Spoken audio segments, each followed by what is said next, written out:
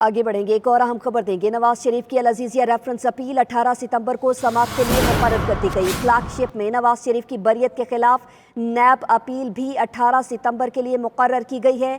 Islamabad high court के justice Aamir Farooq और justice Mohsin Akhtar समाअत करेंगे, आपको बता रहे हैं। इसी पर मजीद बात करेंगे, हमारे नुमाइंदे हुसैन अहमद हमारे साथ मौजूद हैं। हुसैन, बताइएगा 18 सितंबर के लिए मुकर्रर की गई है समाअत।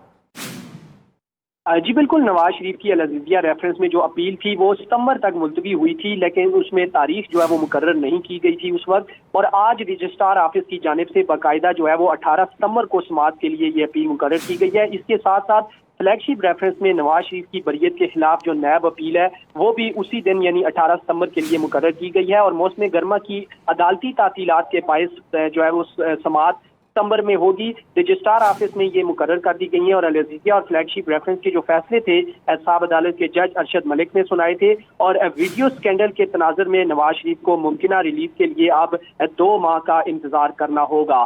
फ्लैगशिप रेफरेंस और अल-अज़ीज़िया दोनों रेफरेंस की जो समाअत है अब अपील की जो कि नवाज शरीफ की जानिब से दायर की गई थी वो 18 सितंबर के लिए जो है वो फिक्स कर दी गई है। और इस्लामाबाद हाई कोर्ट के जस्टिस आमिर फारूक और जस्टिस मोहसिन अख्तर यानी 18 सितंबर को जो है वो केस की समाअत करेंगे। 18 सितंबर को केस की समाअत करेंगे। बहुत शुक्रिया आपका हुसैन अहमद।